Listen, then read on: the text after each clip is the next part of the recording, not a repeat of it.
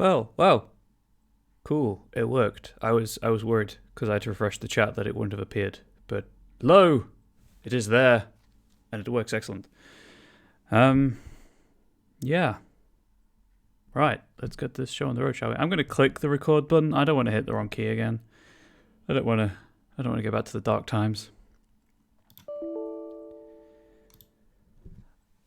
I can't record the stream. Okay. I'll have to get someone to email me the VOD. Right, okay, well that's a problem for a later time. I suspect I know what that is all about. I had to mess with an encoder to actually get the stream live, so I guess that's what that problem is for. So, anyway.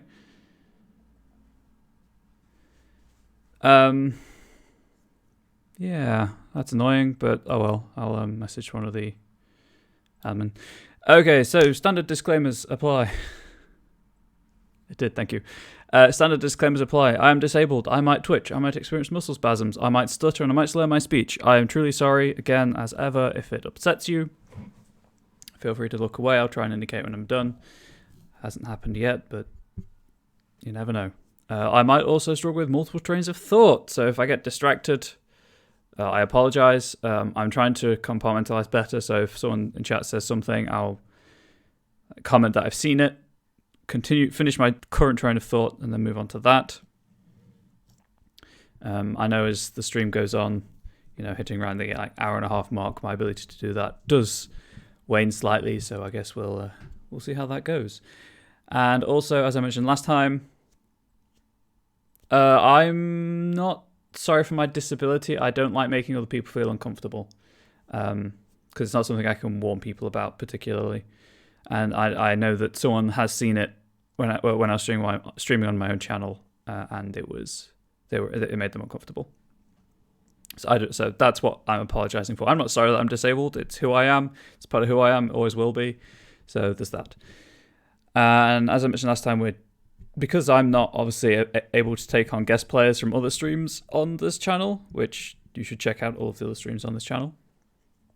I will be trying to do kind of crossover stuff with them in my own way. So in this instance, there's an Mage the Awakening game going on, Occultist Anonymous, where yeet into space is a common threat. So I'll be working that in somehow, probably today, if not today, next time. I just don't like making people upset or worried. It does, because it's quite visible most of the time when it does flare up, and it does upset people and worry them. So yeah, just listen to the audio. Indeed, I know a lot of people do anyway. So as a general recap of the stream, this is behind the screen at the minute, focusing on Scion. But if you want to ask any other game questions about the games, feel free to do so. I'm happy to talk general GM tips. I'm trying to do the thing where to combat the "this is what you should do" mindset with "this is how I do it, this is why I do it, see if it works for you," by writing a chronicle, talking about why I'm doing certain things, how I approach certain ideas, taking on suggestions from the chat and the Onyx Path Twitch community. If you're watching this on YouTube, oh boy, am I sorry, this has probably gone up late again. My problem is that Onyx Path subs get a week's exclusivity for the VOD on Twitch. That's the word I was looking for. Which means I have a week to forget that I have a recording to upload to YouTube. And then I forget, and then it comes to the day before the stream, and I kind of sit there and I'm like, oh yeah, right, I have that video to upload. Especially with situations like this where I can't record the video because Streamlabs OBS hates me and I rolled a botch. Do I currently have a game? Some may watch me do this. I do not currently have a game. That is something I could think about after I finish writing this chronicle, to see if I can get people together at this time period to play through a game. I know obviously for American viewers it's what, 9 EDT, so 8 EST and so on and so forth, backwards to ungodly hours of the morning.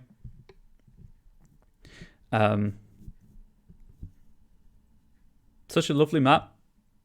Map of Thedas. Heck yeah, it is. The only game that I've been in on this channel. Yeah, they're always VODs, exactly. True. It's something I can think about. I was originally asked about this, and I love doing this kind of thing. So we'll see how it goes. Even if it's just a playthrough, this what I've written kind of thing. Couple of things to note before we get started, and I'll point them out at the end of the game. Currently got the Deviant and Renegades Kickstarter going on. It's out there, but it's really cool. It's Chronicles of Darkness. Plays someone who's been experimented upon. If you bear with me, I'll try and find the copy that was distributed. I immediately opened the wrong internet window. I'm, professional at this. I'm not, that's a lie. Where did that copy go? You can see the cursor, but you can't see the window it's in. Oh, yeah.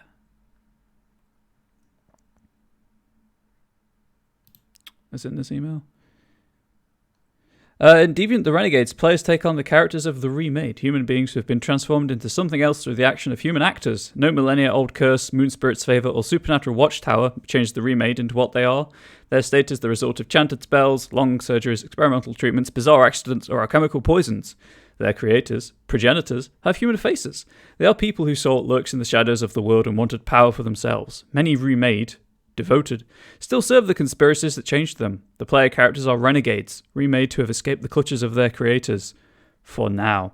That has a few days remaining on it, so I would highly caution you to get in on that now, if you want to. I believe the Silicon Path, one of our bots, will drop a link for it periodically. I don't currently know the custom command to drop that link for you. If you are interested in it, there was a character creation stream last weekend on Saturday. Yes, Saturday, which I took part in, as did a couple of other people from the streaming community on this channel, and the main developer of the game ran us through the character creation process. I made a Nega Bard. I didn't set out to do so, but somehow ended up doing a bard who puppets people and inflicts them with their fear and stuff. That was a very last minute thing, and I was glad that I had the time to do it because it was a heck of a blast. It was a lot of good fun. And if you're interested in kind of seeing how some of the mechanics in Deviant work, it's 2 hours long. It's in the video section on the Twitch channel. Definitely check it out. Obviously on YouTube, depending on when you watch this, it may or may not be there still. I don't know what the plans are for archiving that video. But that's going up. That's currently still going on, I believe, and I'll mention it again later. That would have been the gameplay that I believe happened on Sunday. I wasn't involved in that, but it wouldn't surprise me. Yeah, because it's Character Creation October. Character Creation stream happened, and then I believe someone mentioned the game is happening on Sunday. There is also a character creation this Saturday for, I want to say Trinity. I have the pre-roll. I can 100% tell you. Character creation October, Trinity Continuum on Saturday at 4 p.m. EDT. I think that's really all I have to say to start this off. So, thank you all for being here early in the morning if you're an American. For me, it's 2:25, so it's slightly more of a sociable hour. I don't think it's open invite, sorry. Obviously, I'm a showrunner on here, so I get to see all the behind the scenes, some of the behind the scenes stuff anyway. So, yes, slightly more sociable hour. Let's get this started. So this is hi from the UK. This is obviously behind the screen, Scion focused. Currently in the process of writing a sort of an introductory chronicle. It'll go up on StoryPath Nexus for people to use, aimed at introducing players to the mechanics and the world of Scion. That's world with a capital W, because it's the main setting of the game. I do also move my microphone when I talk. I'm sorry, it gives me something to do with my hands. I talk with my hands a fair amount. So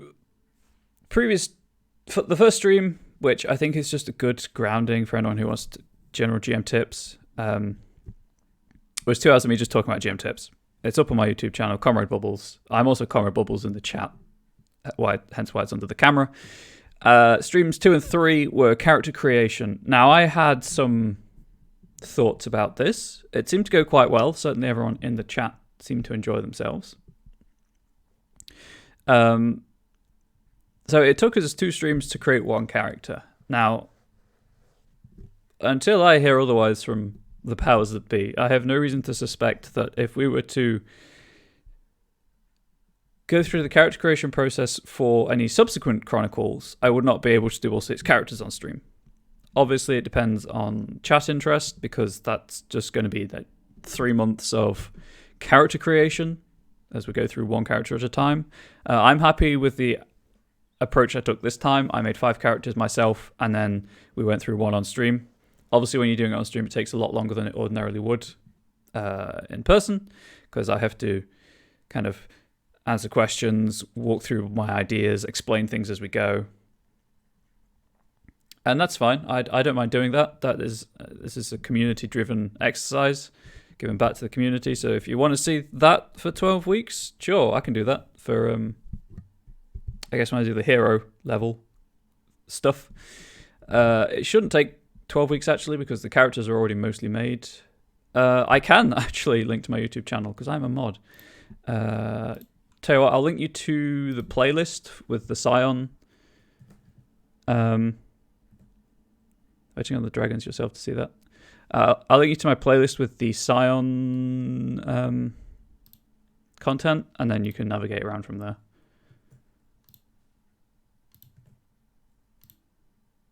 There we go. Hopefully I don't get bopped. We should be fine. So that's the link to this playlist on my YouTube channel. As I say, there's a week exclusivity for subs on Twitch. So if you want to watch it, if you can't watch it today for whatever reason, no worries. But you want to watch it before it goes up on YouTube, that's how you do it. Drop a sub. You get sweet emotes. So what's not to like? And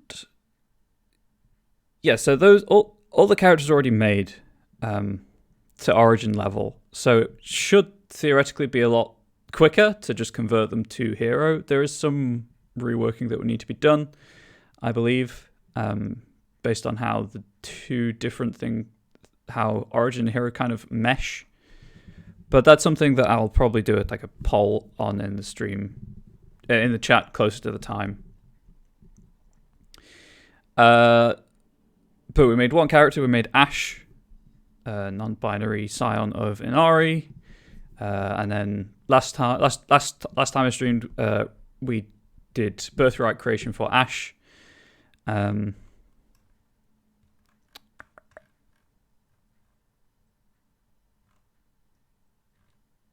Which I realise now is on Ash's character sheet and not in my show notes, so that's incredible. That didn't take the whole session, however. I did manage to get started talking about how I write Chronicles, which is the segue for today, after 20 minutes. So, bit of backstory for those who weren't here last week, because obviously new people are going to be joining all the time. Good. Should always be excited. Passion drives hobbies. So I run role-playing game events for a board game cafe. A lot of them are taster sessions, because if it's not D&D, most people probably haven't heard of it. Question mark, no name? So I have a lot of experience introducing people to various game systems. So I have a...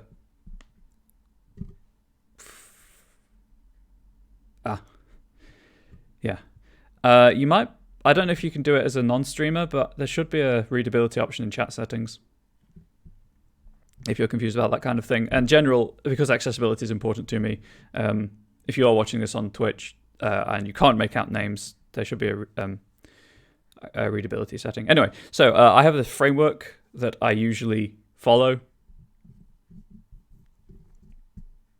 in terms of getting people to grips with a game that they haven't played before. And that's the framework that I'm going to be following for this Rude Awakening, this Chronicle, this Scion Origin Chronicle.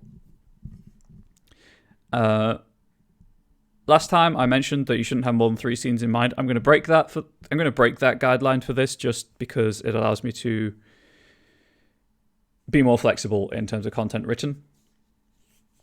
I might end up with just 3 overall scenes, but who knows? We'll see. But essentially, my best practice advice is have a low stakes scene where the players can interact with each other, get to grips with a character, learn the basics of the dice rolling mechanic. Certainly in games like Scion, where everything's a bit more abstract, a bit more fluid and freeform than other games. So Scion, as long as you can persuade your story guide that this dice pool that you have decided applies to the role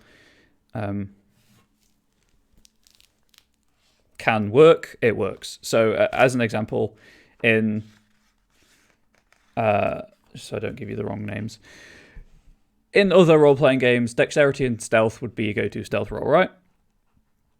Well, maybe your dexterity is not terribly high. Maybe you want to use your cunning to work out patrol routes. So you add your cunning to your subterfuge. Or if you're relying on less moving quietly, but more reading the environment around you and picking an optimal path that way, that could be a cunning and a survival roll. So because it is more of a flexible freeform system that not everyone gels with, admittedly, it's a good idea to have that low stakes, even if you fail, nothing truly bad will happen moment. In Scion, unlike other games, there is the momentum pool, which helps with failure and drives the story forwards. Constellations, which can add to the momentum pool. But you generally fail forwards in Scion, which is, good. It's a good game design approach to have. Then you have a freedom scene where the players are free to explore, intelligent and cunning could work, but that is 2 attributes rolled together. While there's nothing against that, it's usually I'd say a better idea to have attribute and skill, personally, in the vast majority of cases. But you could use intelligence in place of cunning to learn guard routes and recall them. That works equally well if you're a smarter character than a more cunning character. Or composure and subterfuge if you're hiding in a crowd, that kind of thing. No worries, Black Plague, no worries. I have the rulebook, that's why I checked. Have a freedom scene where players are free to embrace the freeform nature of the game. If I say free one more time, get their heads around what they can do, possibly what they can't do, but I'm usually more of a you can do this, but, or this is the consequence because approach. And then wrap it all up with an action scene. A good for every free you would be dead. If it free and you would 100% be dead. And then an action scene because most people like a good punch up at the end of a role playing session. To round it off, to give you that memory of having a good time. It's actually just a psychological trick, really. If you give them a good time at the end of a session, they'll come back for another session. But still, it's good. It's good. It works as kind of the capstone experience of everything that's come before. So the low stakes scene introduces the dice rolling mechanics. The freedom scene introduces the improvisational nature of role playing. I'm not buying, by the way. Possibly combined with some more dice rolling to build on that, to solidify that knowledge, and then an action scene kind of ties it all together. In Scion, because they have the 3 scenes, 3 types of scenes: action, adventure, intrigue, and I can't remember the third one. It's a bit more flexible. There's a bit more flexibility baked into that. The first 2 Actually, I might kind of need that. So, just so I'm not making reference to things I haven't fully explained. Procedural. There we go. Action, adventure, procedural, and intrigue. I think. Yes, intrigue. So intrigue's the social, procedural's the more clue finding, and action adventure is what it sounds like. The Chronicle's gonna have a combination of all three, probably multiples of one or two, as like a very surface level thing. I mean, there are rules for chases and stuff that might come into it, might not. If I take if I need to pause to check the book, I'll let you know I'm going to do that. I really should have put bookmarks in it for this. Never mind. So that's where we are. That's how I approach writing introductory stuff. It's largely how I approach stuff anyway, because it gives you that nice kind of rhythmic gameplay of crescendo down into relatively low stakes, but then depending on how you write it, how you craft it, sure, you've got the nice sine wave, but you can do the sine wave going up rather than going across in a level horizontal progression. Sometimes when writing your own stuff, it might make more sense to start with an action scene to grab everyone's attention. Certainly I've done that with games. It depends largely on the theme of the game that you're trying to do, as you can see. The theme I'm dealing with is sudden awareness, changing the status quo in Revelations. That's not the right window. And dealing with mood of confusion versus understanding. So to me, that doesn't. I don't think a combat scene is going to be an action scene. Sorry, it's going to be the right fit for that. Also, just occurred to me, if there are any video or audio problems, please do tell me. I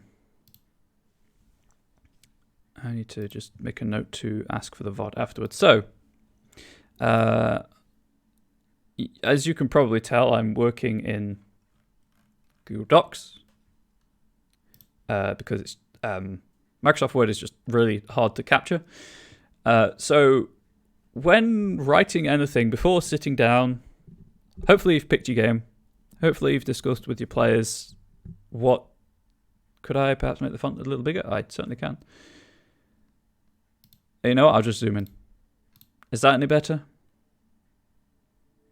Again, accessibility is very important. When you need to change the I don't know if I could change the background in Google Docs actually. I know that some people prefer like cream. I can't change chat font as far as I know. I know that some people with reading disabilities prefer cream or just the green or pink or various other colours. So this is unfortunately the best I can do. But I can make the text bigger certainly if you need it again. Anyway, so you've got your game line. In this instance, Scion. If you sure, Black Plague. If you are intending to do this with players, as in you're not going to be running pre-written content, which obviously this is going to be, but if you're intending to run it with players, I would highly recommend either a session 0, where you kind of all talk about expectations for the game, what you'd like to see through the game. In Onyx Path games, that's slightly less important because of character choices, being able to tell you that, so aspirations, deeds, whatever else they're called in the relevant game lines. They will tell you as the story guide, storyteller, whatever, what the players want. But that's session 0 to really hammer out what people are, to not hammer out, but to get everyone on the same playing field in terms of expectation is very important. It's also a good place to discuss consent and what people are happy and not happy to have in a game, or to kind of be like, we're happy to explore this, but past a certain point, we kind of need to just fade to black. Obviously, that's kind of a hot topic right now in the tabletop gaming industry. I don't think it should be, but it is. So it's something to bear in mind. Make sure that everyone's happy with what you're planning on trying to explore. Less applicable in Scion, but certainly in some Chronicles of Darkness games, because they do deal with heavy themes. Something to bear in mind. So, you got your game, you've got your expectations and your players, so you're sitting down to write stuff. This won't be... So, I've bought pre-written material before, I've got some of it. It won't be identical to that, because that is not how I approach writing games. It's very much scene 1, scene 2, scene 3, etc., etc. in exhaustive detail. Players go here, they do this, they move on. I'm going to try and keep pretty vague scene outlines. So something I used to do was write my scene outlines down. I very rarely do that now, but sometimes I used to. But that's what I'm going to be formalizing here for everyone's benefit. But pick your preferred method of organizing your thoughts. Clearly, this is a Google Doc. So if you're going to use this kind of thing, specifically if you're using Google Docs, make use of this option up here. Make headings, please, for the love of anything you hold dear, use headings. It helps with formatting, it helps with navigation, and it helps with organization. Microsoft Word, you could do something similar. If you use the text, if you highlight the text that you want to use as a heading, you go to the Home tab on the ribbon, and then Styles, there'll be a heading style in there that you can edit or make suitable. It helps with having a universal style throughout the document, and also I will show you a wonderful feature of headings just by using this.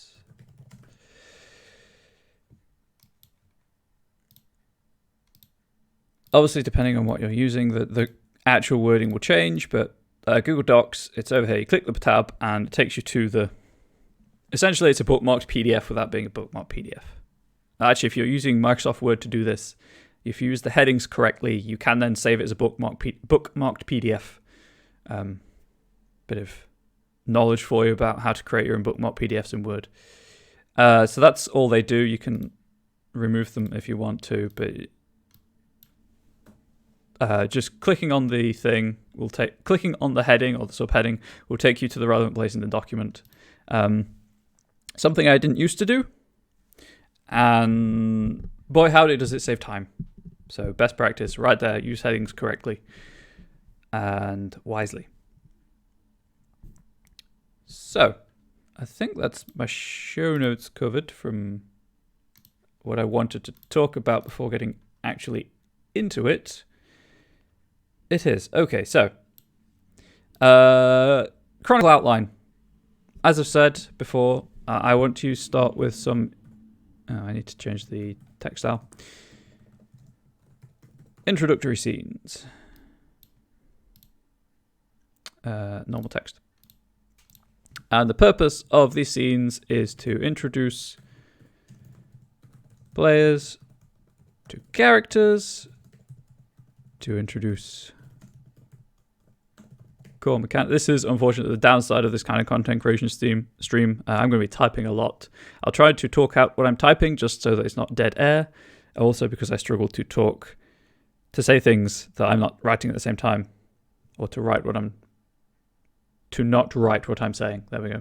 I think that makes sense. To introduce core mechanics and to introduce the world. With things like this, here we go. You can use tab. You can't use tab in Google Docs. In Word, if you use tab, it inserts 3 spaces, or there's usually a symbol like this that adds an indent. Sometimes this will happen, or it'll indent the whole text. It's annoying. I haven't quite figured out how to get around it yet, so for now, I'll just leave it as is and then figure it out for next time and tell you how I did it. So that's the purpose of the introductory scenes. Oh, there's a tab working. Weird. So then, as a kind of a sub point to this, it'll be 1 scene per player.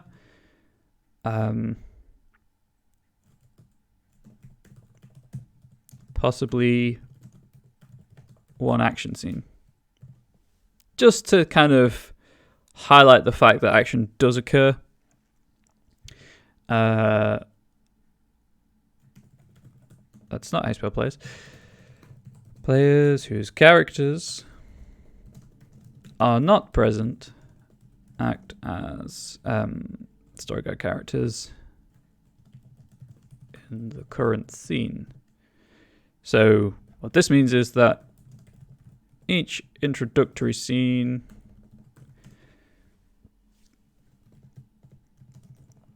will need a framing device and a list of SGCs. SGC is story guide character. You're probably more familiar with NPC, non-player character, or as I'm desperately trying to start people thinking about it as a non-party character, because the GM, the story guide, the storyteller, the DM, the keeper, master of ceremonies, whatever, they're a player too. Please remember that. It bugs me no end that they're relegated to non-player status. So each introductory scene will need a framing device and a list of SGCs with motivations and concepts. So that those will just be kind of maybe one or two word sentences, one or two word things that give the player who's taking control of that character an idea about how that character would act. And I'm not saying that it'll be one for one. Maybe there'll just be a one-on-one scene between the story guide and a character. That would certainly work with one of the characters I've got. At what point you introduce player characters to each other? That'll be the second part of the introductory framework. So, you know, the I guess the freedom aspect of this area, of this process. So that's introductory scenes sorted. Now, in some games, there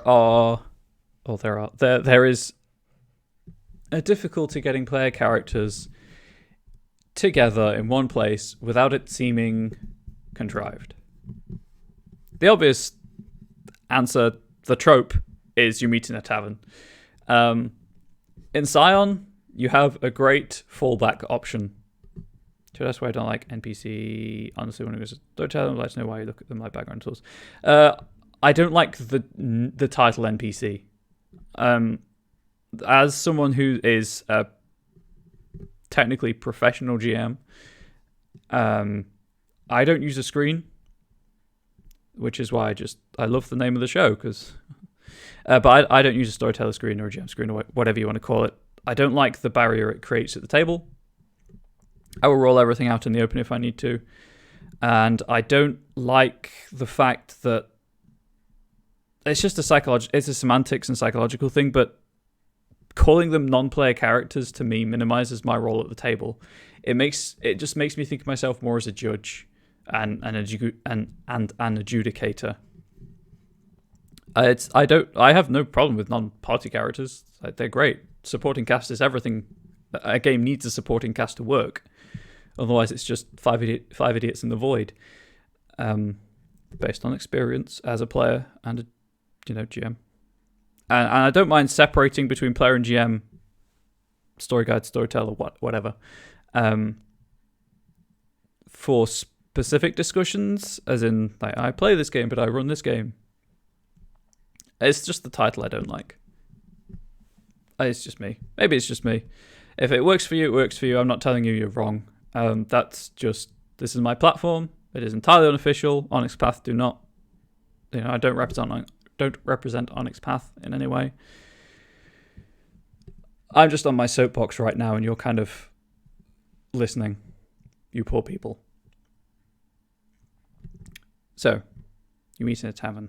Contrived player entrances. Scion, as I said, and I'm also perfectly willing to be challenged on any of my opinions. I like to think I'm vaguely aware of my cognitive biases. I'm happy to have a healthy and open discussion about something. So feel free to ask. Obviously, try to keep it to role-playing matters. That's the purpose of the stream. Scion has the great fallback of Fate. So I mentioned... Yes, Navar, you hit 100% officially. How do I organize time for players whose characters are not currently in the scene?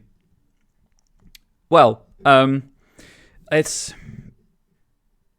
is something I'll probably have to include in a sidebar or introduction to the Chronicle. It's a lot of just feel for the game. What I would probably do is just recommend keeping an eye on the time and having a scene last no longer than 5 to 10 minutes. Because with 6 players, that's an hour max-ish. Obviously, there'll be a bit of overrun. And this also depends entirely on how comfortable players are with, I guess, improvisation without having any other party members to take the slack for them. This is something I've started trialing with my experience group. And it went quite well. It's obviously not traditional. So I might say for bands who are less confident in this kind of thing, just skip the introductory scene and go straight to like scene 2. Scientists might be work or even studying change the problem maybe as virus. Yeah, exactly. So in that case, the scene would be a scientist in the lab and talking about stuff. When I get to doing the introductory scenes, there will be a seed in each one for something to happen, or to use to drive the player's deeds, in this case, forwards. But yes, as Black Plague says, find something they value and have them go after them in that small vignette.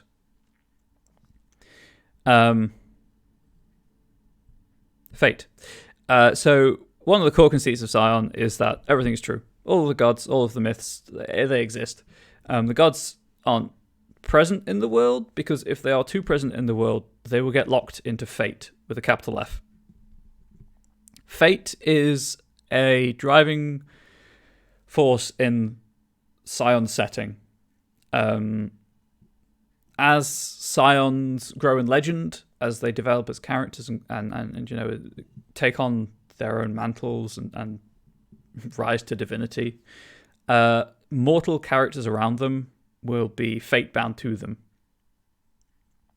They take on archetypal roles of myths and legends. So it's like a nemesis and a lover, whether unrequited or not, that kind of thing. Fate has precedence in Scion. It has power and it has weight to it. So I would say be not too heavy-handed with it, because then it'll just be contrived. But every now and then, if you need the players together, just have some seeming happenstance bring them all together. So in this instance, quote-unquote, scene 2 will be... I'm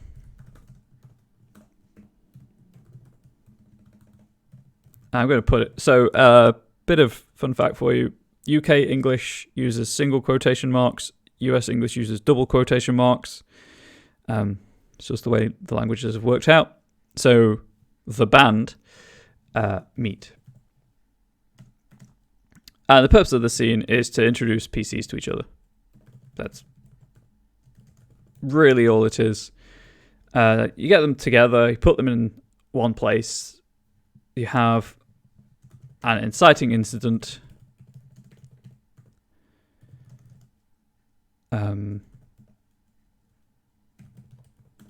To provide impetus for the story. Also, the Silicon Paths post about Storypath Nexus, as I said, this will go up on there after it is finished. I have no idea when that will be.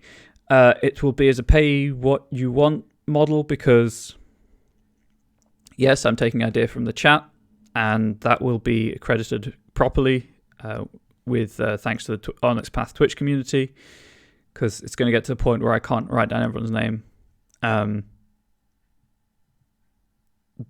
Obviously, if I'm making a bit of money from it, then it helps me continue to do stuff like this, which hopefully is mildly entertaining, or at least helpful. So the band meet. So that's to introduce PCs to each other, have an inciting incident to provide impetus for the story. In this instance, the whole point of this is to start the revelation, hint at the divine nature of the party. Haven't quite nailed down how that will happen yet, and that's partly why I'm doing this on stream. So I can take your opinions, factor them in, pass them through my own brain, and we make something better than I could come up with by myself. A good example of this was Ash. Ash's character was something that ended up something completely different to how I imagined them when I had the idea, to the point where they changed concept entirely. Collaborative creation is a hell of a cool tool. Inciting incident to provide impetus, start the revelation, hint at the divine nature of the party, and the connection to the world, capital W. If you want to get rid of the indent, just hit backspace. I know what I want the finale to be, but I think it's worth having a procedural scene between this inciting incident and the finale. This chronicle, I guess, story would be a better way of phrasing it. I don't envision it as being the character's entire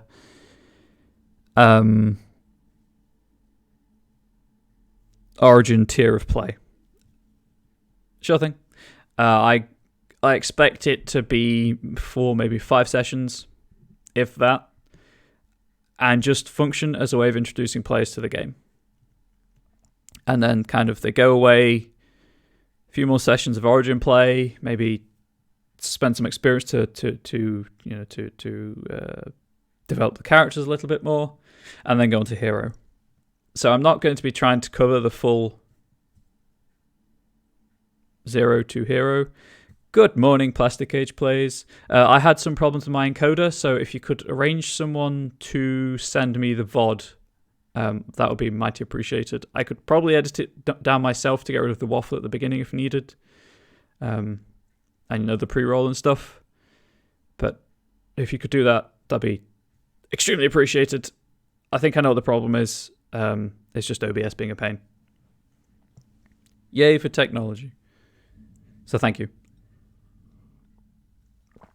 Also heard you died in Deviant, or may have died in Deviant. This was the Puddle of Flesh? Anyway, so the band meet. I'm going to keep putting these quote marks because they're not a proper band. Actually, they might be after this. Well, I'll do it sans quotes. The band investigate. Introduce procedural scenes. To introduce, that is the purpose of the scene. To introduce procedural scenes. To further develop. This is all obviously extremely dry mechanical back-end stuff that unfortunately is needed for writing of anything, really. This is also not my typical process. Usually I just write, but that's not good content, and that is not good GM tips. Again, I want it to be this is what you do, this is why I do it, this is how it looks in practice, rather than just extremely theoretical. To further develop understandings of core gameplay mechanics. Actually, this is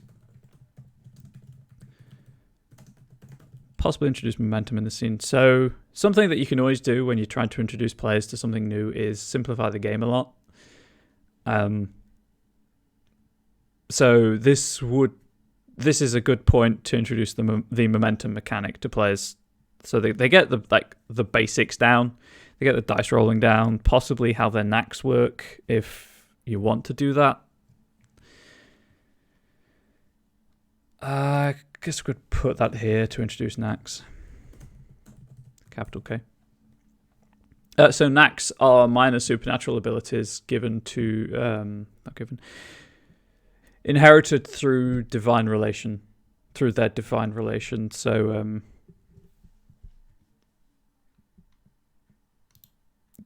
you know what? I forgot to check something in OBS. Oh, we're all good. We're all good. So what's saying? Ash, for example. Ash is, as I said, a Scion of Inari. One of Inari's callings is healer. So it's kind of it's a divine archetype in a way. And so Ash has access to knacks from the healer calling, etc., etc. Really. So knacks are minor supernatural effects at origin level. At heroic, and I can only assume demigod and god, they get more and more overt and world shattering. But I think it's a logical progression to introduce knacks after. As the second thing, some of them, I don't think any of them I chose do, but some of them might require momentum expenditure.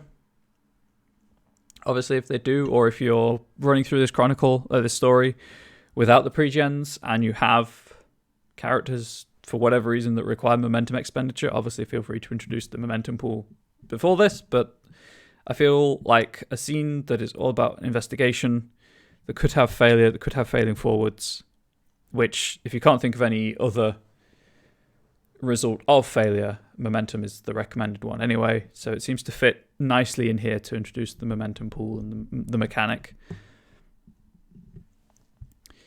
So that's that.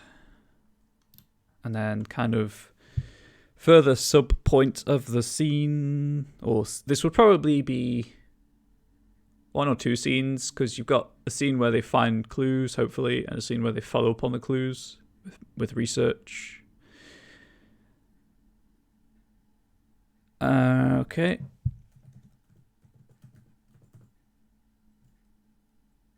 I guess this would be what to address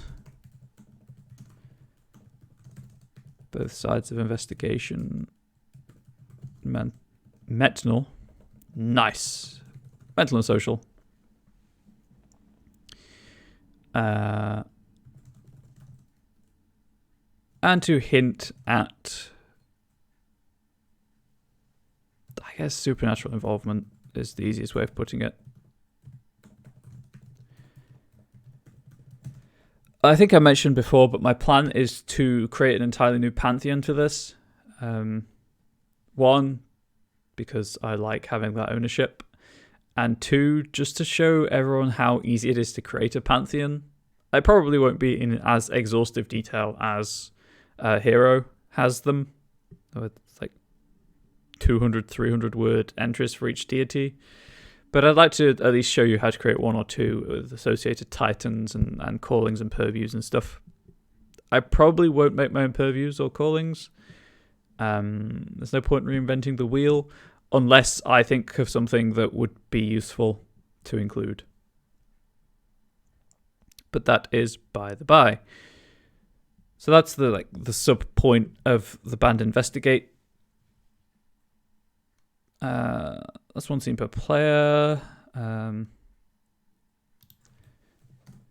This is one scene. This is just so I know roughly how much I'm writing. No. Ah! Where's my indent gone? The organization. 1/2 scenes. Also, be grateful, everyone, that I realized I could capture Google Docs. I used to do all of this in Notepad when I was doing it over on my stream. And boy howdy does Notepad have very few formatting options. You know what? That should be a hyphen, because it's a range of numbers. 1 to 2 scenes. And then just finale with an exclamation mark. Why not? To introduce formal action adventure scenes. That should be capitalized. What am I doing?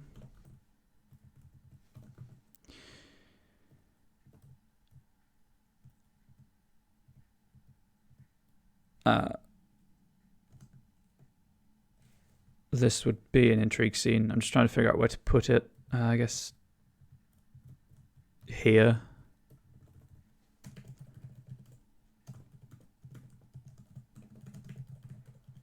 There we go. You're laughing at Notepad. Hey, Notepad did its job for far longer than I would care to admit. If you want to watch those dark days, again, it's on my YouTube channel. Finale to introduce formal action adventure scenes. This will be one scene. To,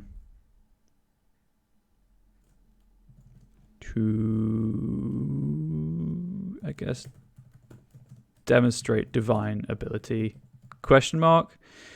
And then I have an epilogue of visitations. And then as a subpoint of this, possibly seed these throughout / have a generic list of ideas or suggested visitations.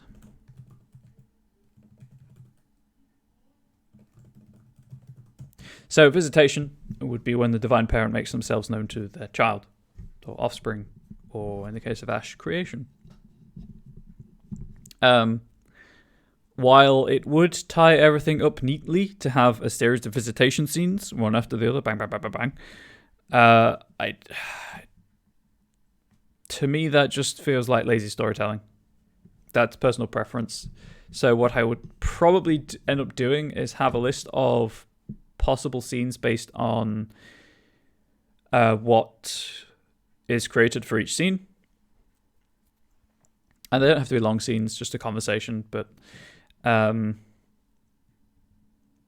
so, for instance, one of the characters is Child of Don, the Tuatha De Danann kind of god of death in a way.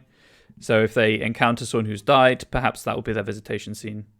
And that could easily happen in the band meet section. So we have an outline. Here we go. This is our outline. Introductory scenes. This is another heading. Again, keep your headings. They're very important, so they just scroll through for me. Okay, so in no particular order. Let's do this in alphabetical order because it makes my eyes happy. Ash. That would be actually heading 2.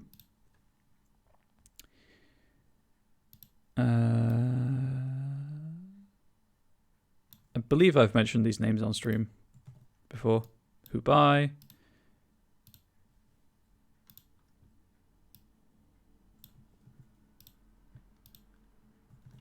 Isabel King. So these are all the pre-gens. Obviously, if you're using your own characters, then hopefully these scenes will be vague enough that they'll fit.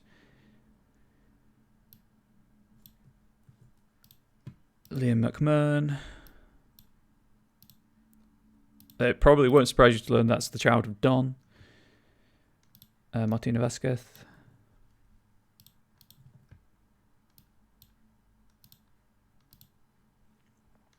And Michael Kettering.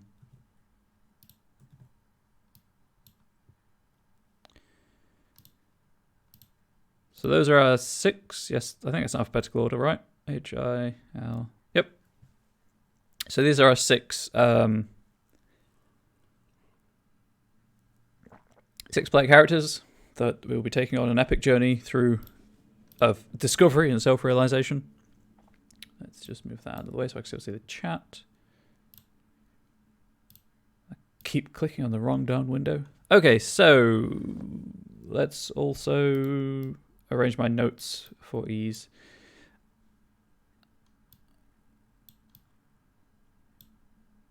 Oops. I also have just realized that in my notes it says nowhere who their divine parent is. That is mildly annoying, actually.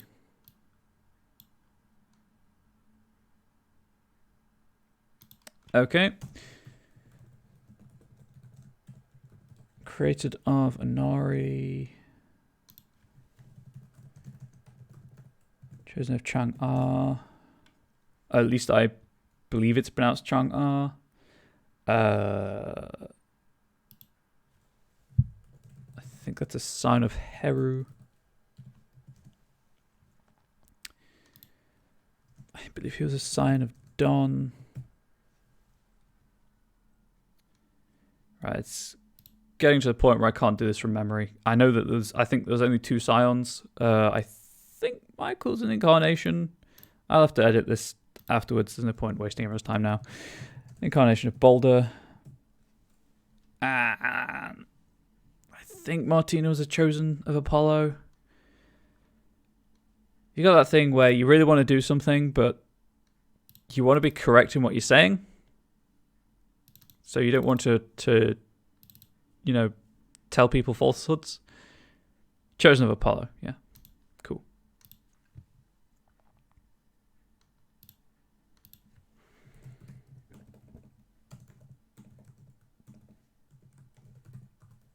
Sorry, I'm just updating my notes so that I have easy reference material. Right, so Ash.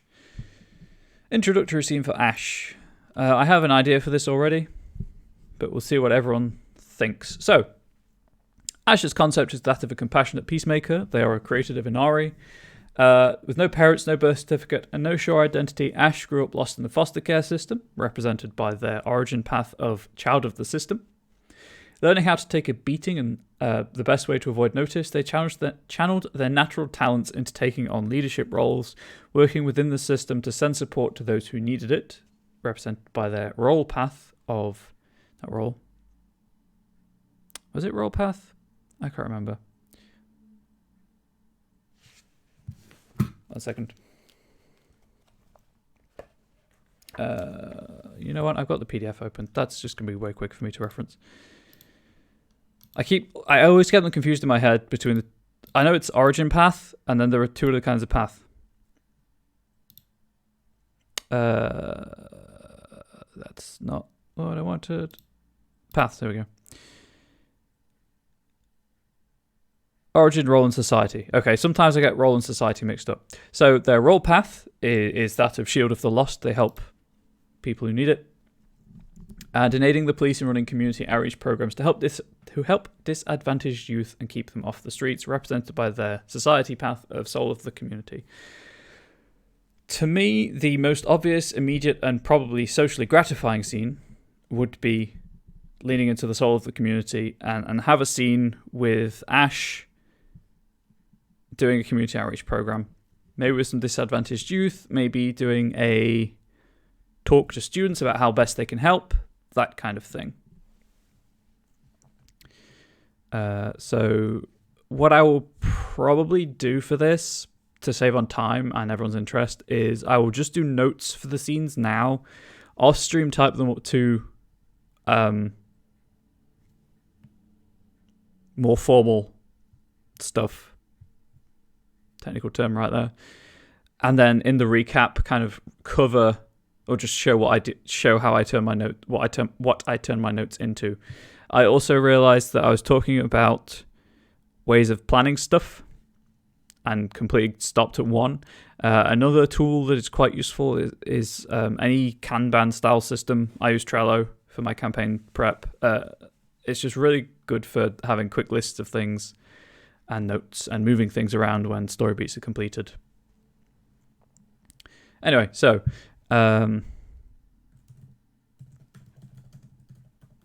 Community outreach.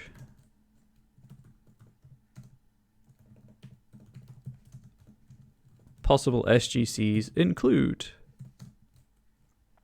Let's have... Well, first of all, what are people thinking? Are we thinking Ash is out on the streets talking to disadvantaged youth? Probably have some support there from the police. Or be in a college or university giving a talk, like post-talk conversation, meet and greet kind of situation. Or alternatively, I guess could be a function, a fundraiser event. That's the word I was looking for a community center or something. Ooh, I do kind of like that one. Because that could lead into the inciting incident. I like that one.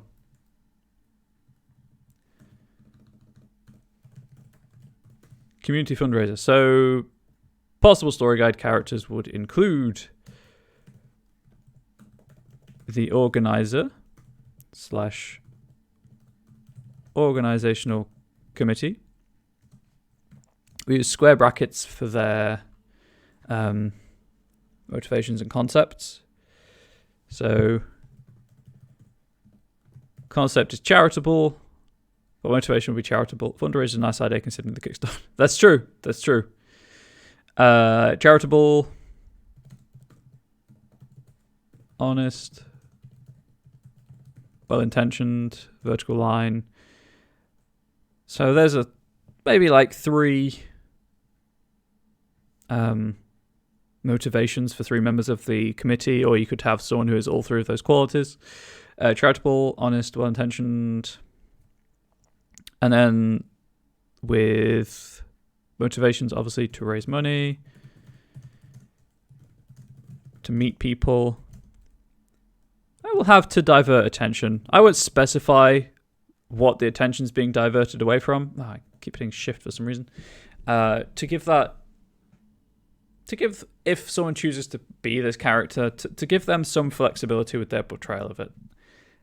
Obviously, when you're portraying characters that aren't your own, there's the constant worry that you'll do it wrong, which is legitimate, but at the same time, it's not going to happen that you'll play it wrong, but you'll play your interpretation of that character, which might not gel with the player's interpretation of the character, shall we say. So we've got that. Socialite. So a couple of kind of qualities for them would be, obviously want to be philanthropic, and let's have ambitious, and let's have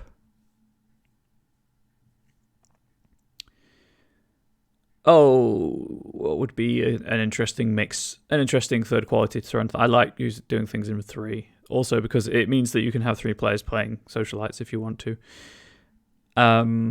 Philanthropic, ambitious, and skeptical, whether that's of someone who is there or of the cause. Obviously, that's up to the player to decide.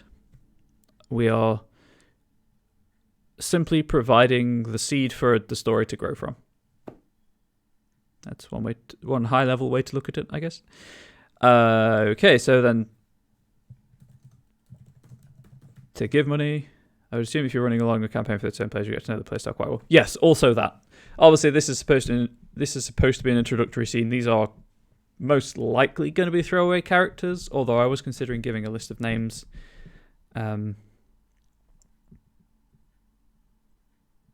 So that they could come back. Actually, so here's a question for everyone in chat. Ash is very much the focus by which I'm running through this explanation of how I approach campaign writing, chronicle writing, sorry. So rather than going through all of these scenes individually, I could do them off stream. I would appreciate, I don't know, I like talking through how I do stuff for this kind of thing, so I might just keep them on stream, but with these story guide characters, if you want me to, because I've still got an hour or so, 55 minutes, because I'll do, assuming it's okay with Onyx Path's schedule, which it should be. I did start late because all the technical difficulties, but I could create these people as story guide characters if you want, and run you through that process after finishing Ash's scene outline, if you want me to, or I can save that for when I need an antagonist. It's up to you guys, you folk in chat. Anyway, to give money,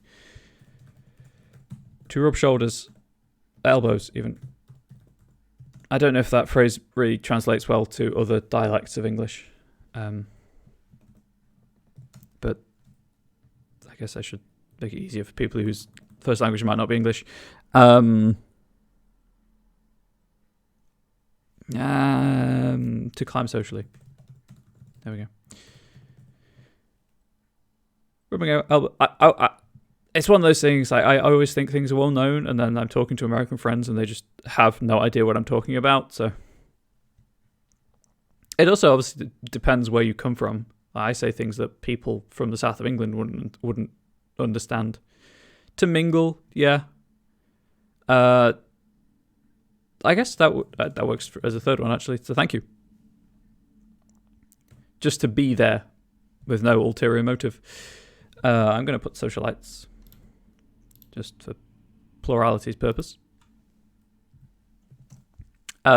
Security would obviously be there. That's not how you spell that at all. Serious. I am security. Severe, slightly different meaning to serious. And professional.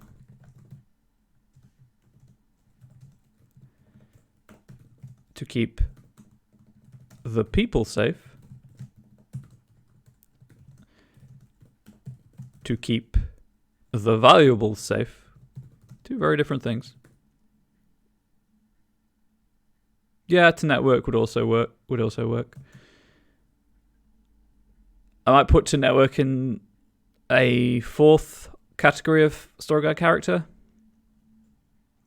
To keep the people safe, to keep the valuables safe. And to make their name. There we go. Build a reputation, that kind of thing.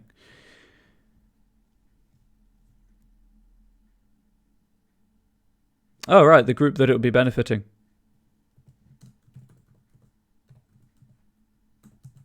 Disadvantaged youth. Okay, so we'll go with hopeful.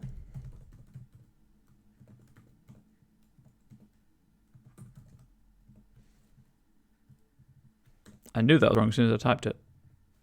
There we go. Hopeful, desperate, and... Oh, I can't put the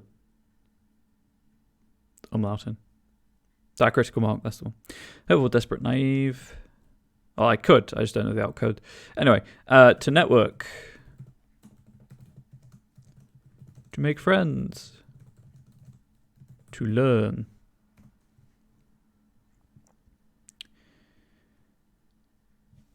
Also, I've just noticed I wrote possibly. Possible SGCs. Okay, I think... So I've got a couple of ways I could do this. I could have the scene description start with the list of possible characters. And then have just a series of kind of, I guess, bullet points about... one of these characters will do something. One of these characters will then do something. One of these characters will also do something. So that there is some loose structure to the scene. I think that's probably the way to handle it. Because I don't want it to be a fixed path, shall we say. Yeah, so let's do that. How did I phrase that? Right, so it would then be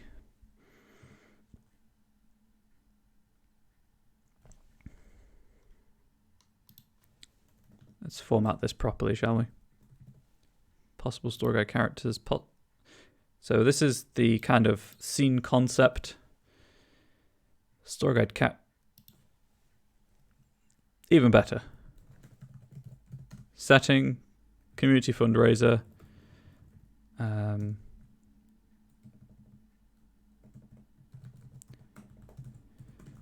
Fundraising event for community center. There we go.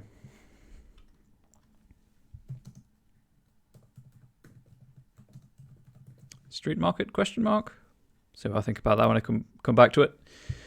Okay. So then kind of little things that will happen in the scene. I guess events is the easiest way of phrasing it.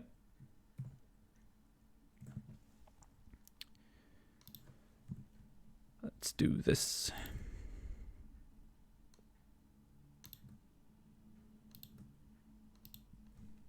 Just so it's not a block of text.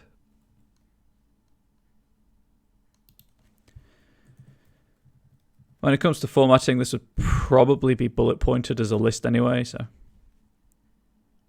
and then events, one for each. So we'll have the obvious one would be someone tries to steal something.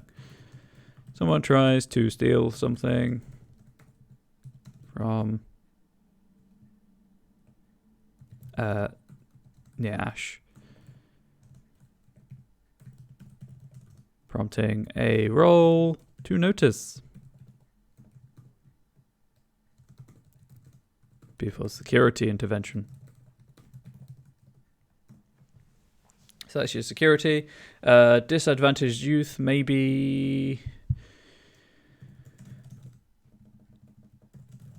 one of the kids comes to Ash with a complaint about one of the other attendees as disadvantaged youth. Perhaps one of the organizers wants to discuss further events. One of the organizers wishes to discuss further events, and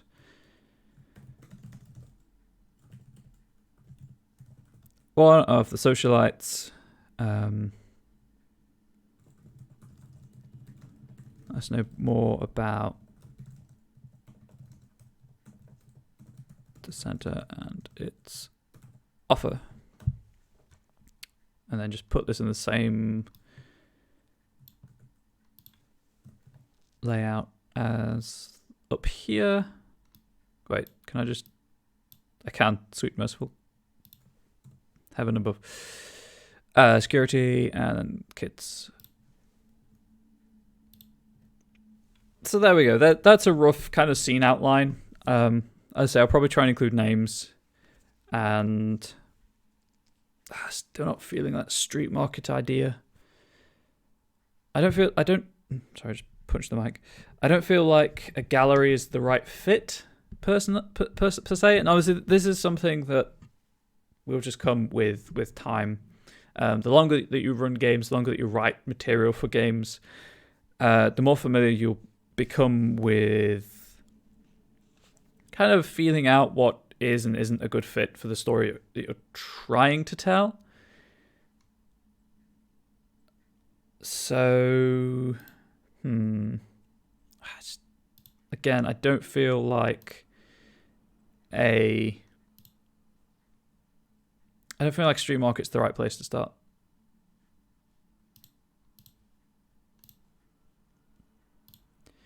But equally, as I said, I don't think a gallery's the right place.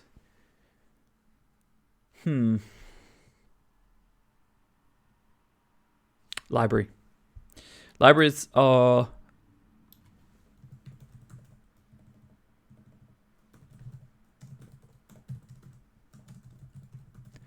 a good thing to use in situations like this, because they're a natural meeting ground between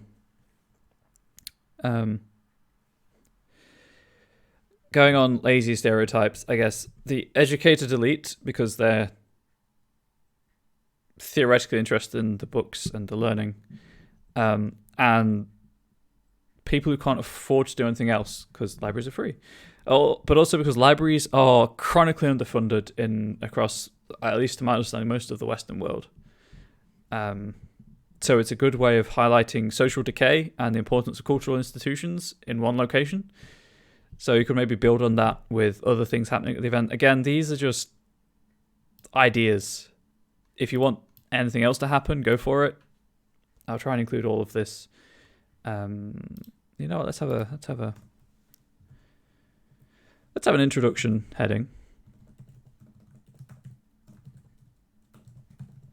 I'm saying all of this, and then I don't want to forget it. So, introduction, no text. Each scene presents a suggested location, a handful of suggested SGCs, and some possible events to give direction to the scene. This is something I did on I do on my channel when I write material for the DMs Guild, is I type up my design notes and release that into the wild. Is there any interest in that kind of thing? Like, obviously this is going to go on the StoryPath Nexus, and I'm not saying it'll go in the final product, or if it is, it'll be an appendix in the appendices. But is there interest in me typing up my notes about things like why it's set in a library? And would you like that in with the material, or would you like that kept separate? I'm entirely open to ideas. There's something that just occurred to me that some people might be interested in that kind of thing.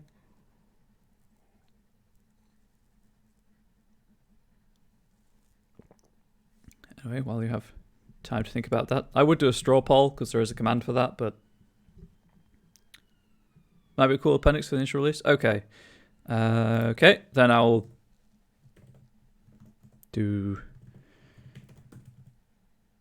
try and translate my notes afterwards, but libraries as symbols of urban decay and ground of educated elite, and that's more of a stereotype. Disadvantaged youth, not a stereotype.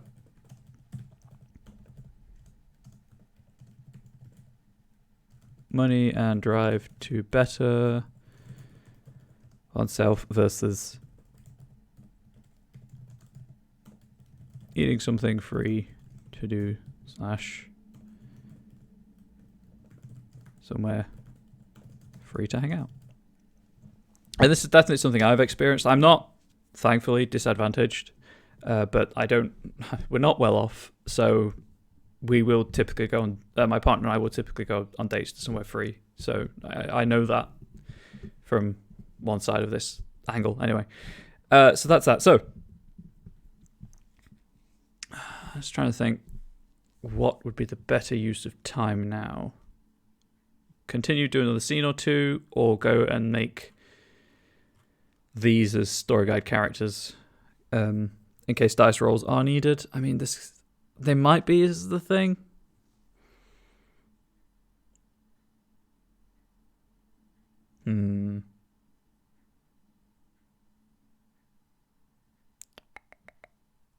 You vote story guide characters? Okay, that's fine by me. So, okay. I'll just copy this list over here. Hopefully that, yep. I'll just rename this as antagonists / story guide characters.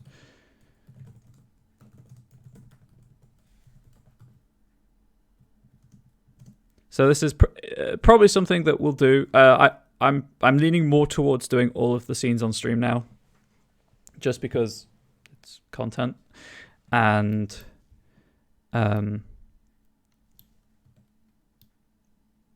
don't know. I just like kind of talking things through with everyone, And talking out your ideas usually gives you better ideas anyway, so it gives me a reason to do that. Like, the more I talk about A Rude Awakening being the name of the story of the Chronicle, I don't think it is. I think it's the name of this first chapter. I've always liked the idea of role-playing in one world. Oh, definitely, yeah. That's a huge part of doing it. I mean, even with games, historical games like Call of Cthulhu, I mean, obviously Lovecraft himself was a horrendous racist, and you should not idolize him for that at all, but it does help you deal with themes like that.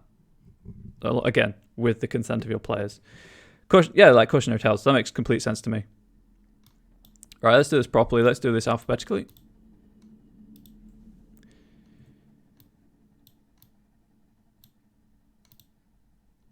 This shouldn't take the rest of the... Oh, why did I do that? I'm an idiot. There we go. That's where I wanted it. This shouldn't take the rest of the stream, but it might. So I need a quick check of the PDF to grab a template.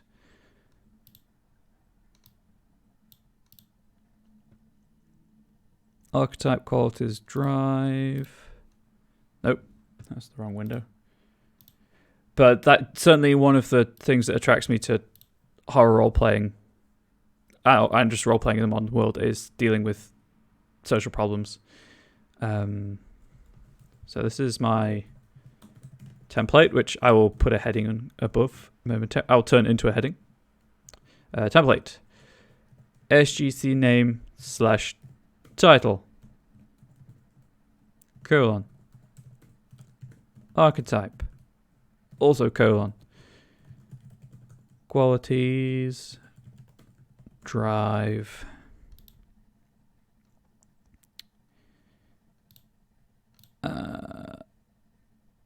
So should make all of those of a Call of Cthulhu game specific. You probably should not, no.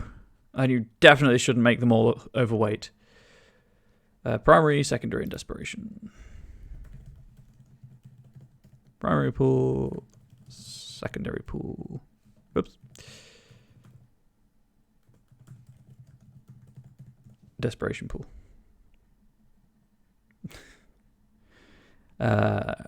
Health, defense, and initiative.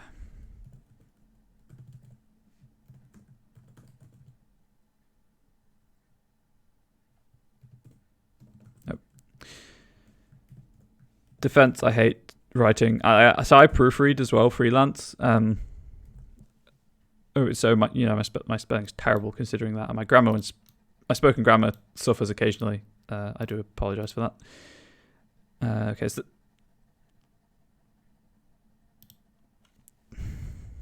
there we go. Sometimes I realise that I don't have the right spelling for the right dialect. Anyway, so here's my template. How best to, so this will probably end up going in an appendix. So this will be in like Appendix A. So I guess it would make sense to have another heading. Introductory scenes. SGCs. And then a subheading of Ash. And then the actual, probably use this as a further subheading. So I need 4 of these anyway. So 1, 2, 3, 4. Now we've got disadvantaged youth.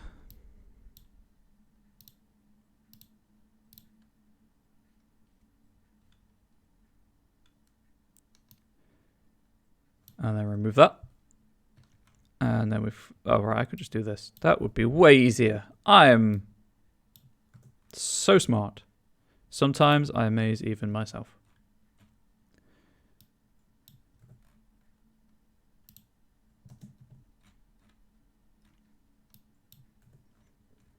And the great thing about doing this is I'll have loads of example stat blocks.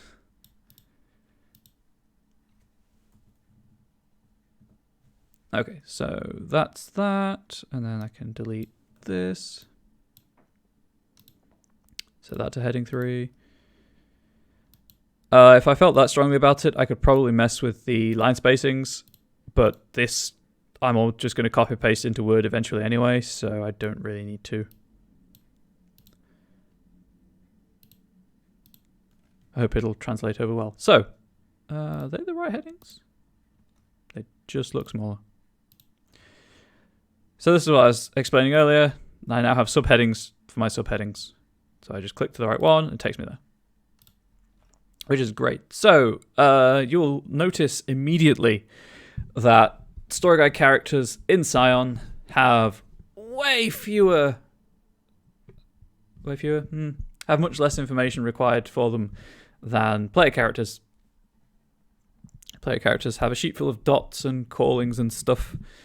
Story guide characters have this. And it gets even simpler. It's amazing. That's not going to work. I guess I'll just put it there. Right, so first thing to decide when you're making a story guide character, this is focused around creating antagonists for your Scions. This is found in page 143 of Origin. If any of you are working along at home, I would show you the PDF, but I'll be flicking between the two documents and it just takes too long, so I'm not going to do that. But Scion Origin has 4 basic archetypes. They're tiered according to, I guess, mortal characters. So that if you wanted to, you could run an entire game of Scion and just use Origin, just use the 4 archetypes, etc. etc. I realized I can't see Twitch chat while this is open. I could just put it here. It's fine. Just check that hasn't broken OBS. We're good. So, as I say, there are 4 archetypes. We've got the mook, the professional, the villain, and the monster. Monster being, you should probably only have one of those, and that's enough of a fight for most bands solo. Mook is then at the other end of the scale, the minion, one-hit kill. Each should have a drive. Oh, sorry. Qualities. Qualities are the little things that make that antagonist different. Give it a bit of flair, have mechanical benefits. They're roughly analogous to Nax, I want to say.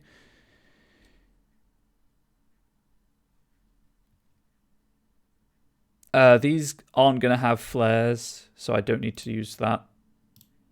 Where is it? Where is it? It said somewhere. There we go. I'm going to just say Nax. I'm going to say they're analogous to Nax. I can't be bothered to read the whole thing. But at the end of the chapter, there is this is how you approach designing characters. Primary, so that's what a quality is. Drive is what makes them do what they're doing. Primary pool is their dice pool for things that they're good at. Oh, they do best.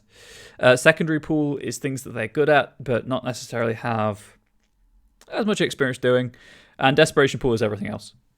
Health is how many hits they can take. Unlike player characters, story guide characters built using this system don't have. They can't take injury conditions. They take a number of hits before they're out. An amount of damage. Sorry. So the inflict damage stunt, for example. Sorry, I just need to blow my nose.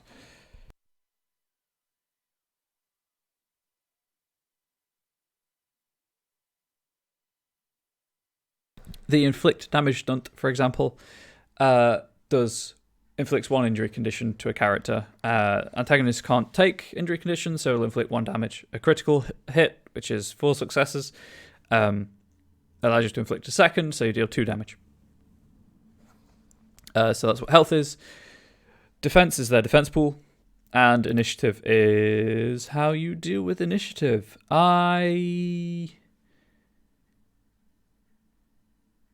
Yeah, I guess I can briefly talk about that because it's come up. I also need to add extras. for flares and whatnot. I'm going to include extras, but I'm probably just going to put NA or 1 enhancement 2. Initiative is really cool in Scion, and that it's extremely odd. But the way initiative works is each character has an initiative rating. You roll that. You roll a d10, I believe. You add the initiative. I apologize if that is incorrect. I recently reread the Chronicles of Darkness rulebook, so it's, all very similar. But you generate an initiative slot. It doesn't have to be yours. And then you tell the story guide your initiative slot as a group. So 4 players would have 4 slots. The story guide gets all the slots for their characters. And then you decide who goes on which slot. So if you have a high initiative, but you don't want to act first, you can say someone else goes in your slot. So it's really cool. It's a really flexible system. So that's what that is. And then extras is any extra features that character may have. So these are all going to be Mook, the Mook archetype, because they're not... security maybe not, actually. Security could be a professional.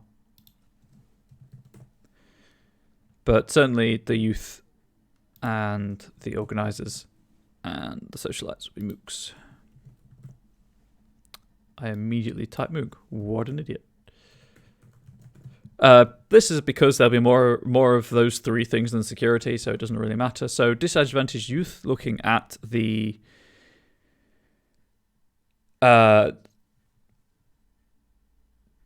template. There we go. They have a primary pool of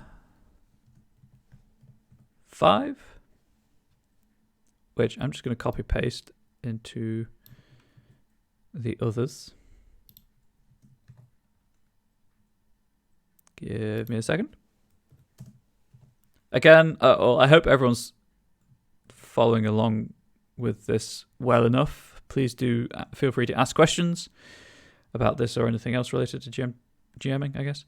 A primary pool of 5, a secondary pool of 4. So there's 5 dice to roll, 4 dice to roll, and 2 dice to roll.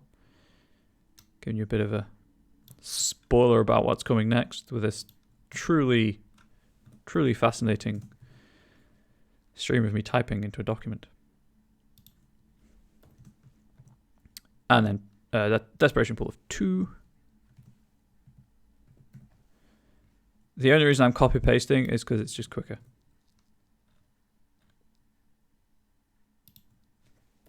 Although it probably isn't in the long run. I don't know. Who knows?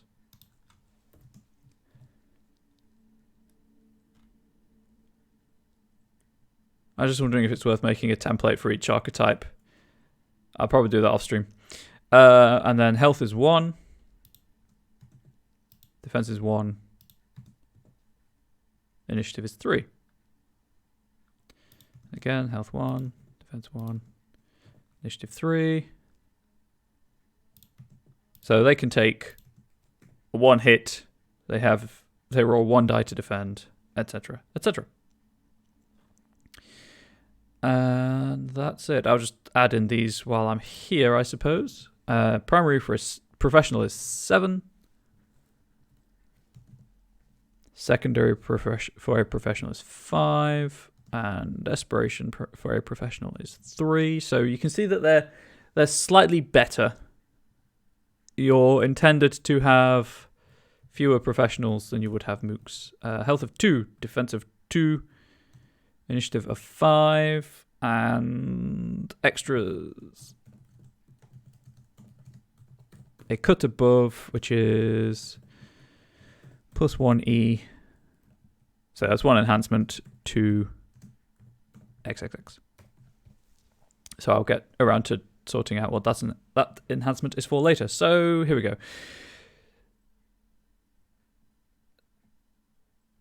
So I guess the drive of disadvantaged youth is to have opportunities, to make opportunities. There we go. The drive would be to better the lives of others, to protect something / someone,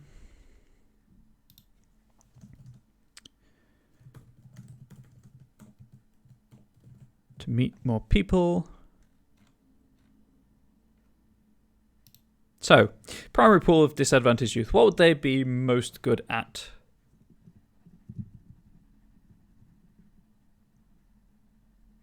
Probably something to do with streetwise. Getting around.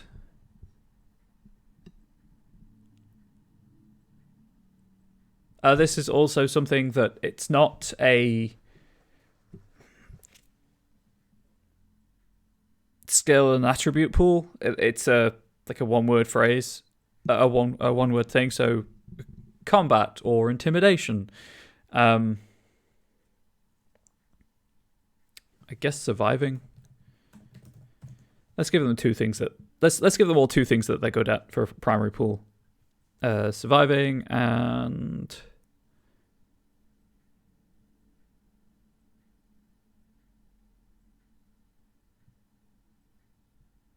I don't want to lean into stereotypes is the problem I'm encountering right now. A desperation pool, I guess they wouldn't actually, doesn't need that colon because there's no things to put there. I guess knowing the right people.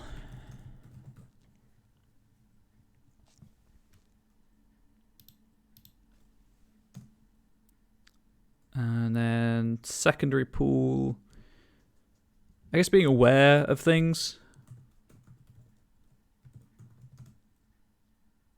And reading people. Like knowing who might pick a fight, who is going to help you if you need it, etc. I like giving them extras. I do.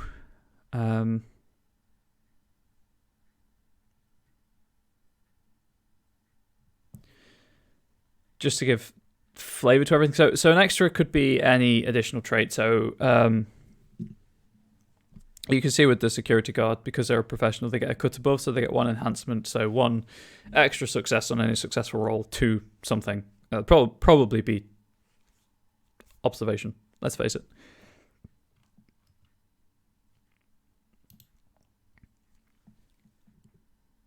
I think this could be ear to the ground. -1 complication to find common items. So whether that's just knowing the best place to buy it or knowing someone who already has it, that kind of thing.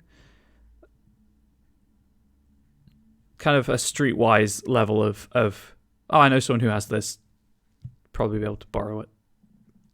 Does that work for everyone? Are you all understanding where I'm going with all of this?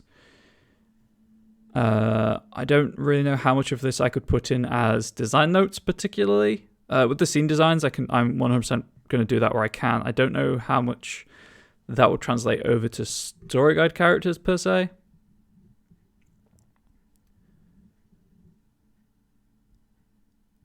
But I guess I could try. They did in the book, so I'll certainly try something anyway.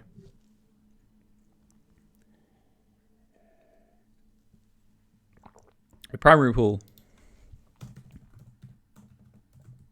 Organization. And also contacts.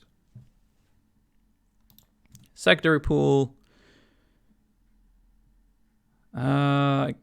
I guess something that organizers and committees also good at, but not terribly good at.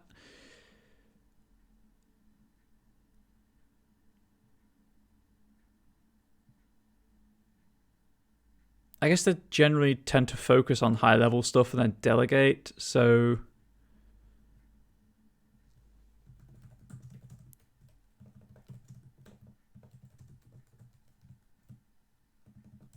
I'll put area of expertise and then in brackets charitable raising. And also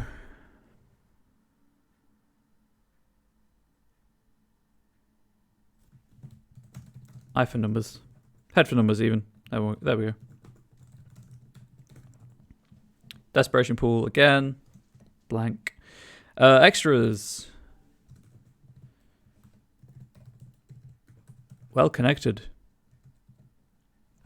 I just want to check something on the character sheet.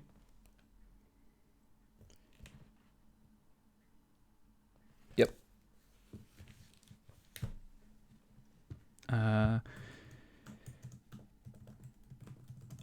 Always has a contact for any formal event. And also an advantage of doing this, of building these stat blocks, is it means that if you need a stat block for a guide or a mentor or person on the street, then they're already here.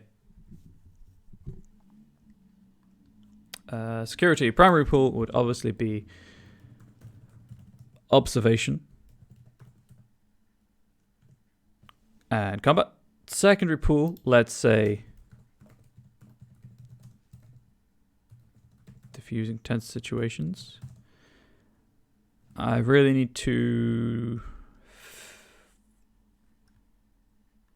Okay, I've been capitalizing everything, so diffusing tense situations and disciplined. Desperation pool again. You don't have. I think a cut above hit would be just one enhancement to anything requiring that observation roll. They gain an enhancement on. And then socialites. Drive to meet more people. Primary. Whoops, that was almost a rude word. That was a rude word, but it was almost permanently a rude word. Okay, so primary pool for a socialite would probably be I know someone. And typos, FTW indeed. They're the bane of my existence. It's also, I've said this before and I'll say it again, but my microphone is in the exact center of my field of view, which blocks off most of my keyboard. So I'm touch typing anyway, which is what I usually do. But talking out loud while typing and knowing that people are watching is quite stressful and does really result in typos. I know someone, and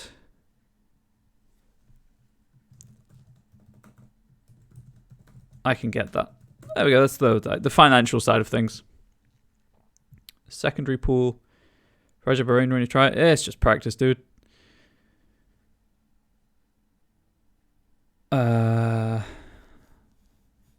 Secondary pool. So we've got the networking side. We've got the money side. Maybe the legal side. My lawyer will hear of this. So that could be an intimidation thing or a bureaucracy thing or maybe even a leadership thing. Possibly, maybe not. That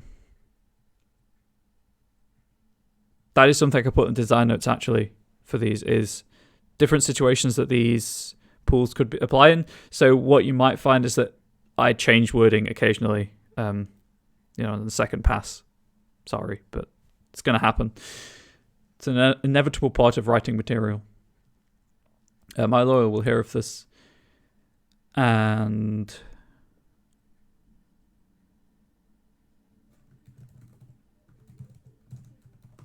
there we go, international traveller. Sure, why not? Let's play on that stereotype slightly. Extras. Oh, let's say that they have the benefit of... What have we got? We've got one enhancement, -1 complication. Always have a contact. Oh, I did. Just deep pockets. can get any uncommon item easily. Obviously, when you're using words like common, uncommon, it's up to the story guide to adjudicate what that would be, but it helps lend that bit of flavor, I feel. So, to recap, so just flick back over to this menu. So, the introductory scenes are intended as a way of helping people kind of get to the heart of their character. Using the pre-gens, obviously I can lean into their concepts and build on that, and create scenarios in which the character would hopefully, thrive or logically be in, narratively appropriately be in, with some story guide characters for people to play as, and some events to give the scene some direction. So, Ash is at a fundraising event held in a library for a community centre. Story guide characters are organisers, socialite, security staff, the actual youth that the centre would benefit, and a handful of events, one tied to each group of story guide characters. So discussion of further events, know more about what the money would be going towards, someone trying to steal something, and the more of a social kind of conflict with a complaint about one of the other attendees, with an associated stat blocks for each story guide character. I just realized I need to put this in there. There we go. So did that work for everyone? Was that at least interesting, hearing me talk through making them? Or would you rather I do this story guide stuff off stream and just focus on writing the scene outlines and whatnot? Okay, cool. Great. That means I've left it off stream. I guess off stream it's just making design notes. Good. That was the idea. That is why I wanted to do this show. That's why I was happy Onyx Path let me do it. So, okay. So that's Ash. We've got time to start Hubai. Again, I apologize. I do not speak Chinese. I hope I'm not butchering things too badly. So, Hubai. Concept. Cyber Anarchist. Chosen of Chang'e. I think it's Chang'e. I apologize if it's not. Life isn't easy when you're always traveling as a child, so Globetrotter is the origin path. That's all of these other characters, by the way, apart from Ash, are... I just took the example paths from the book, so that's how you... If you want to, you can totally do that. But it gives you the skills to blend in as an adult, become one of the crowd, do whatever you wish to tear it all down. That's the role path, one of the faceless mass. I did rename these paths, but essentially I just took the ones from the book. And create a new society of like-minded people. That is the organization path, founder of the Moon Collective. Tying in with Chang'e, who is a Chinese moon goddess and trickster deity.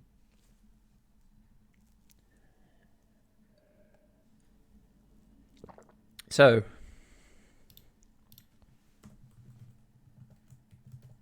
setting. Possible SGCs include and events. One thing you take from the stream for sure is that properly preparing a game session is quite a lot of work for the game. See, this is... There are two ways of looking at it. So everything I'm doing here is because it's going to be for written content. It's going to be for published material. What I would ordinarily do is, it's not even, this is a terrible example. So unfortunately I don't have an Onyx Path example to use right now because regrettably I'm not playing any Onyx Path games right now. For my regular D&D game, however, so we're two years into the campaign, 2.5, be 3 in April, and I did start out doing this amount of prep for everything. I would plot out scenes, I would plot out characters, you name it. If it was preparation related, I'd do it. I quickly learned that was just a huge time sink, all I do now, after 2 years, I plan out story beats. So essentially all I do is this section of the process. I figure out what I want the purpose of a narrative to be. And then I make a flexible idea, a scene that can be anywhere. Usually a lot of my scenes are extremely simple because the complexity comes from getting from point A to point B. And just allowing the players to direct what's happening. It does require a lot of understanding of the game state and what the rules kind of lend themselves towards. So if you're worried about preparation, all I would say is just understand the rules. Obviously, your mileage may vary. Everyone has a different approach. I believe I mentioned this in the first stream, but Matthew Mercer, I read, he puts a lot of time into NPCs. And you could tell if you watch any Critical Role or whatever, you can tell he puts a lot of time and effort into them. I have 2 words per NPC. Well, I have the NPC's name. I have their career occasionally. But if I need an NPC on the fly, it is simply an adjective and their racial descriptor. But yes, if you're planning to create something for other people to use, the level of preparation is incredible. If you're doing it yourself, for NPCs, if you're comfortable doing improv stuff, for NPCs, a core behavior, or alternatively, what they want and how they plan to get it is all you need. So a sentence. For story stuff, starting any campaign, yeah, it's a yes. It's a bit of yes and a bit of no. The session 0 helps with starting new campaigns because it tells you what your players want. So then you can write that. So then you can create that first scene. A lot of things that, yeah. You have to be very good at improv to be as hands-off as I typically am.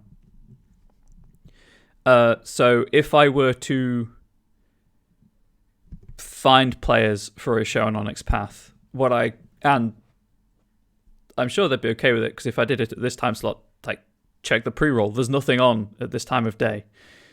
I would probably do a short, prep stream beforehand, just to explain how I envision things going, but I know it sounds arrogant and it comes across as lackadaisical in a way, but it's to cut down on my time and stress, and 2, because I just prefer collaborative storytelling. I will have a seed. So for example, I'll use one from D&D again. The current plotline that the players are going along is one of the player characters is the Chosen of Paylor, but doesn't know it, and just wanted to stop being haunted by a spirit. That was all I was given from the player, because I like working character stories, obviously. I'd like to show you my skills in action and disappoint everyone.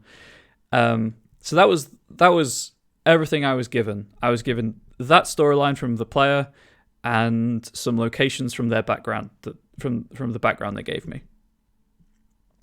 So I was like, okay, how do we go from having a breakdown in a major urban center to getting this divine spirit to stop haunting you? So we had a meeting with a cleric to learn a bit more about the whole haunting thing. A return to the abbey that they grew up in to learn even more about it. And then a bit of exploration. And then the climax of the whole storyline, which we're having right now, which is a huge boss fight. So that's 4 scenes that we did not do sequentially.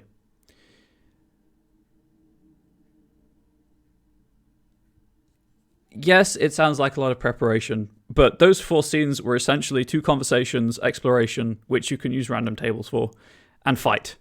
A lot of the trick to GMing, I've said this before and I'll say it again, is nothing's set in stone until you say it.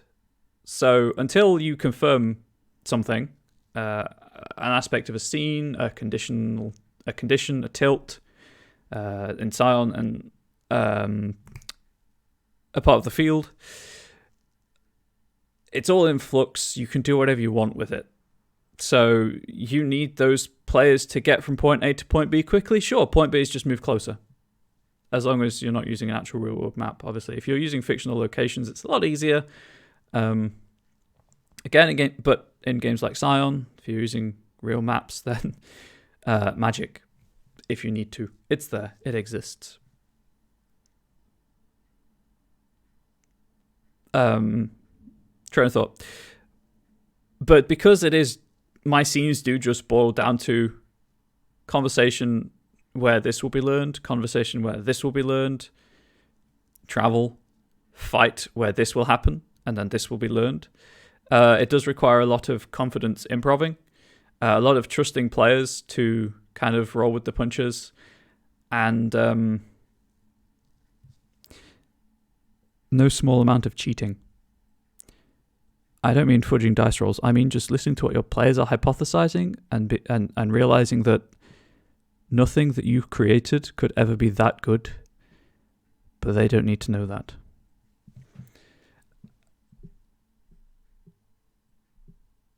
But really, that's it. Just preparation is a tricky subject because you got to find the right amount to do. Any experienced GM will tell you that they have a comfortable amount of preparation to do. If they've got time, they'll do a bit extra. If they don't, they have a bare minimum that they're happy doing. I'm fortunate enough that because we're playing in my own homebrew world with my own homebrew stuff, even though and I have an incredibly good head for rule systems after playing a few games, that I can just make stuff up on the fly as I need to and then factor it in later. Also, I'm an obsessive note taker. So that definitely cuts down on the amount of preparation that I do. But I know people who do more. The game that I play in, my DM, because it is D&D, I know that she does what I would consider an absurd amount of preparation. She finds pictures for character reference. She finds stat blocks for all the NPCs. She finds soundtracks. Writes out whole scenes of things that we ignore. Most recent one, we were in Chult studying dinosaurs for the druid, and we left before we had the epic Lich on T-Rex chase scene, which, you know, I'm quite disappointed that we left and didn't experience that, but that's a pretty specific scene. My approach is more, you write flexible scenes that you can slot in anywhere.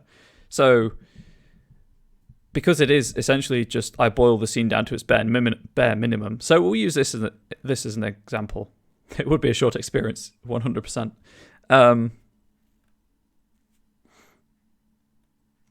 We'll use this as an example. So the introductory scenes are a bit of a weird case. So the band meet. It's just one scene of the player characters meeting. That doesn't have to be here. It could. I'm not going to mess around with my formatting. But it could be in the middle of the investigation period. A couple of the characters meet up, or they're all investigating independently. Their investigations lead them together.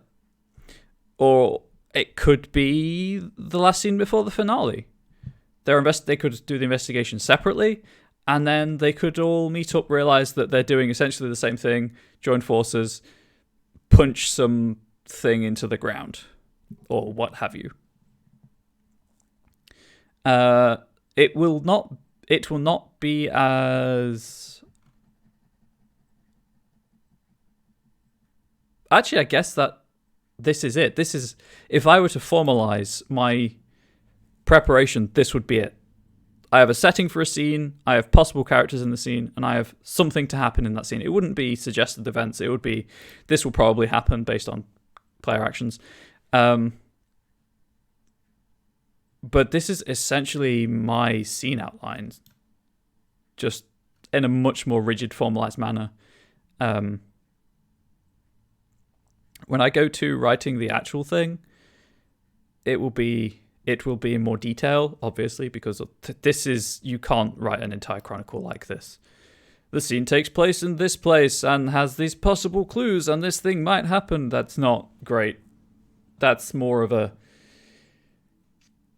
I do this kind of thing on my website where I call it encounters for the back pocket, because they're just simple things you can slide into a campaign for something different. That's all that would be. That would just be a collection of that. That wouldn't make for a satisfying product. For this, it's fine, because this is just an introductory scene. It's to introduce the characters, to introduce who they are. Yeah. I hope that sort of answered the question, or answered the comment on...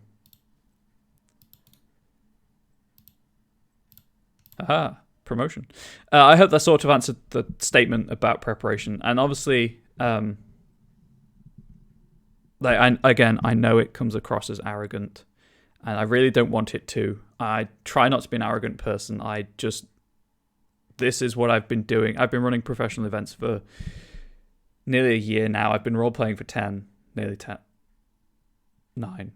Been 9 years this month. I'm just wrapping up now anyway. So thank you for being here. But I don't want it to be arrogant. But I know it sounds that way. And obviously it comes across slightly that way because I have this platform and I'm here. I could cover the webcam and be the voice of God for everyone. Not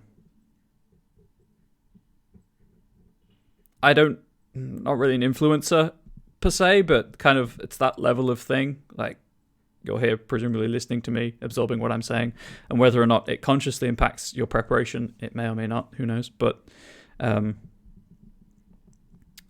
unfortunately, Black Plague, I'm just about to wrap up. What was I saying? I don't want it to come across as arrogant. I want it to come across as experienced. This is something that works for me, might not work for you, or it might work for you in the future. Who knows? But that's the whole point of this show, is to show you how I do it, and to show you how you could do it, or to discuss how you could adapt my approach for your own games. This is all I've got going for me. This is the only thing I'm confident about, and it's not... I'm confident about the writing. I'm not confident about the running of games or player interaction. I always ask my players constantly if they're having fun. But I'm confident in my understanding of of preparation because I basically don't do any. But thank you for the support. Anyway, so that's all I have time for today. I do have to get ready to go out. I think I'm already going to be late for a meeting with a friend. This show is bi-weekly, so unfortunately you've got to wait 2 weeks for the next one. Next one will be the 29th. We'll get onto Who By. If they're coming back, they're enjoying themselves. Hopefully. Next stream we'll get onto Who By and Isabel King, Liam McMahon. Maybe I'll just do 4. Who knows? I'll try and type up my show notes, my design notes before then. Probably do that tomorrow. So I've got that formalized. Got that ticking away. Next stream, obviously, we'll continue making SGCs for each introductory scene, which should then give us a nice mix of, well, it'll be 24 people on the street, blocks, so that should be fine. Oh, no, thank you for watching. Please do follow the channel if you've got the money to consider subbing, or if you've got Twitch Prime, that's a free sub a month. You do have to manually redo that though. We do have the Deviant Kickstarter, as the Silicon Path just reminded you. If you want to see more about that, there are some VODs on the Twitch channel with character creation and gameplay. I think that's it. Oh, right. Comrade Bubbles. That's me. If you have any lingering questions, I can always be reached on Twitter at Comrade Bubbles. I do have my own channel. Ordinarily, I would stream after this stream from my channel to wind down, but I do have to go out and meet a friend, as I said, and I'm going to be late as it is. So I probably shouldn't do that right now. It is the same. It is Comrade Bubbles. Drop a follow. And I don't expect you to sub based entirely off this conversation here. But any further questions about role-playing, I'm happy to answer when I'm just doing gameplay streams. I play many games.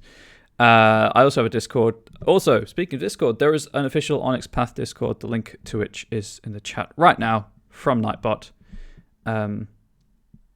No worries. Thank you for being here, as I said. The Discord, I believe, doesn't have a voice channel for most new users. I don't know how that works. I don't know if it's a permissions thing or a time period thing, but all of us showrunners are on there. If you need to get in touch with us or to ask any questions or to just talk about Onyx Path goodness, it's all good. It's all good. I think that's it, though. Mental checklist. Promote myself, promote the Onyx Path, promote Onyx Path more. The Kickstarter. I think that's it. I have a drink. I have water. I drink the hard stuff.